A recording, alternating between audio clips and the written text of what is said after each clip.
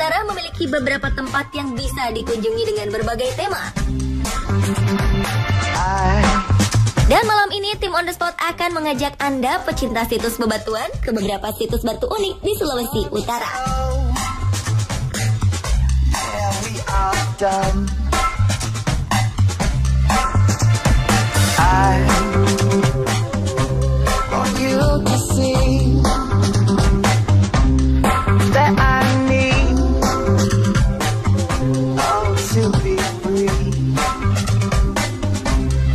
Kalau kita perhatikan, sebagai benda mati, bentuk dan ukuran batu umumnya selalu sama. Batu tidak akan pernah bertumbuh dan bertambah besar dengan mencolok.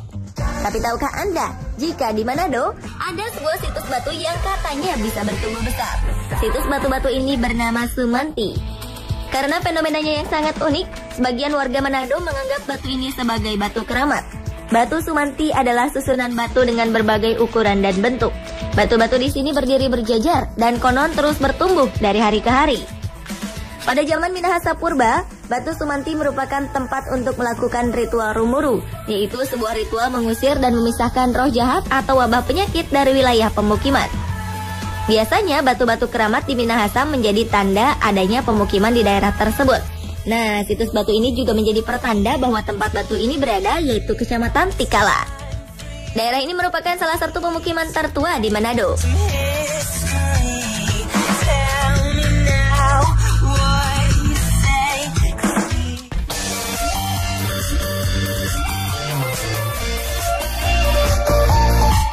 Situs batu lainnya terletak di Desa Pinabetengan, Kecamatan Pampaso, Kabupaten Minahasa. Menurut kepercayaan masyarakat sekitar, bentuk batu ini seperti orang yang sedang bersujud. Di tempat inilah, sekitar 1000 sebelum Masehi, terjadi pembagian 9 subetnis Minahasa yang meliputi suku Totembuan, Tombulu, Tonsea, Tolowur, Tonsawang, Pasan, Pomosakan, Bantik, dan Siau. Selain membagi wilayah, tetua suku juga menjadikan tempat ini sebagai tempat berunding mengenai semua masalah. Di atas batu terdapat goresan-goresan membentuk berbagai motif yang dipercayai sebagai hasil perundingan suku-suku tersebut. Mungkin batu ini dijadikan tempat notulensi ketika rapat antar kepala suku berlangsung. Dari tempat berkumpul inilah nama Minahasa tercetus. Minahasa berasal dari kata Mina dan Esa. Mina artinya menjadi, sedangkan Esa artinya satu.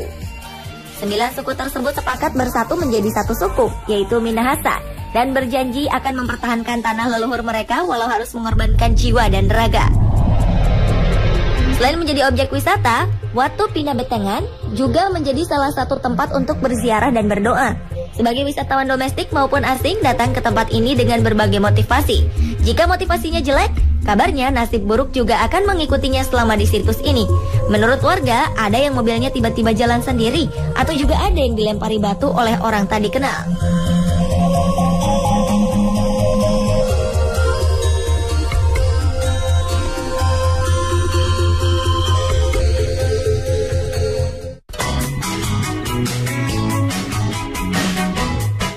Untuk yang terakhir ini memang sudah terkenal ke seluruh penjuru dunia, adalah waruga, makam leluhur orang Minahasa yang terbuat dari batu.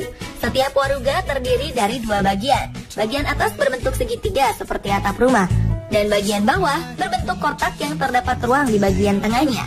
Uniknya, di bagian atap terdapat relief yang menandakan strata sosial orang yang meninggal. Apabila dari kalangan bangsawan, bagian atap waruga akan tertera ukiran manusia berjubah. Namun jika tertera relief manusia bertopi perang, hal tersebut melambangkan seorang ksatria. Sedangkan yang ini melambangkan jika semasa hidupnya ia adalah seorang pemburu.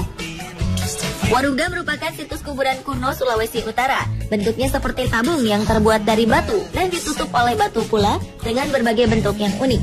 Dahulu waruga tersebar di berbagai tempat seperti di halaman rumah. Dan sekarang waruga-waruga ini dikumpulkan di beberapa tempat saja. Nah, lokasi yang dikunjungi oleh tim On The Spot ini merupakan kumpulan waruga yang paling banyak dan paling lengkap. Situs Waruga Sawangan terletak di Desa Sawangan, Kecamatan Air Madidi, Kabupaten Minahasa Utara, Provinsi Sulawesi Utara. Karena unik dan menjadi salah satu warisan budaya, situs ini mendapat perhatian dari pemerintah dan dipugar untuk menarik minat wisatawan. Sebelum pintu masuk, kita akan menemukan relief yang menggambarkan bagaimana pembuatan dan penggunaan waruga pada masa lampau. Biasanya para pria Minahasa mengangkut batu-batu besar dari gunung dan memahatnya menjadi berbentuk tabung. Wah, kebayang nggak perjuangannya pemirsa? Selanjutnya, tabung batu besar ini ditempatkan di halaman rumah untuk persiapan jika ada anggota keluarga yang meninggal. Jenazah yang meninggal akan dimasukkan ke dalam tabung dengan posisi jongkok. Posisi ini mengingatkan kita pada posisi ketika di dalam kandungan ibu.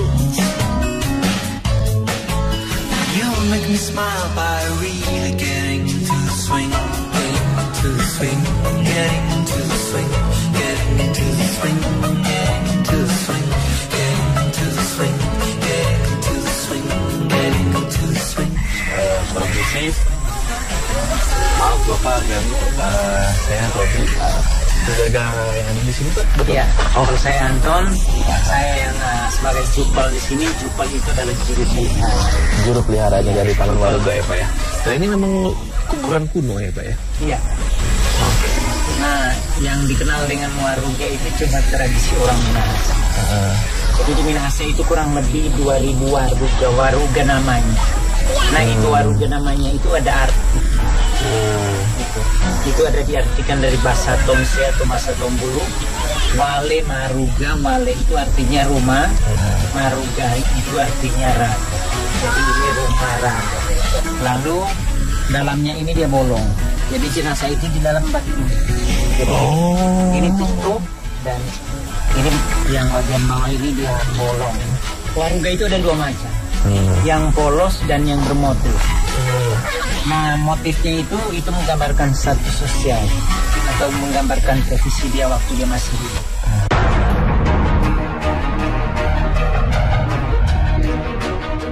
Jumlah waruga yang berada di kompleks seluas 1.363 meter persegi ini 143 buah. Waruga-waruga ini dikelompokkan menjadi 3, yaitu waruga kecil yang tingginya di bawah 100 cm, waruga sedang yang tingginya antara 100 sampai 150 cm, dan waruga besar yang tingginya sekitar 150 hingga 250 cm.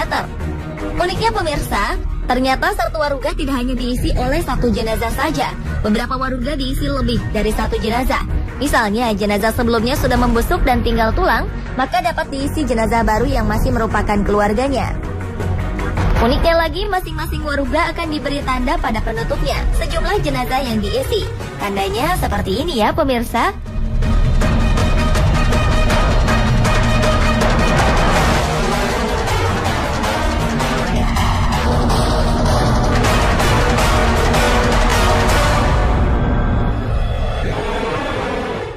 Lalu ada di stop penguburan secara waruga, karena waruga itu aslinya itu bukan di sini. Dulu itu di muka-muka rumah penduduk, di samping rumah. Lalu ini dipakai untuk keluarga, sampai itu baunya itu keluar dari sini, silnya ini dari sini, dia tidak mampu lagi menahan baunya keluar dari dalam ya, sampai dia mengakibatkan wabah penyakit kolera sama masyarakat. Jadi diberhentikan, di stop. Di stop pada tahun 1800 itu.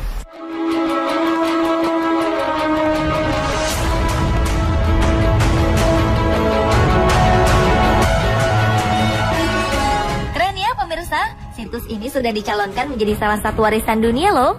Semoga bisa dinobatkan menjadi situs warisan dunia ya.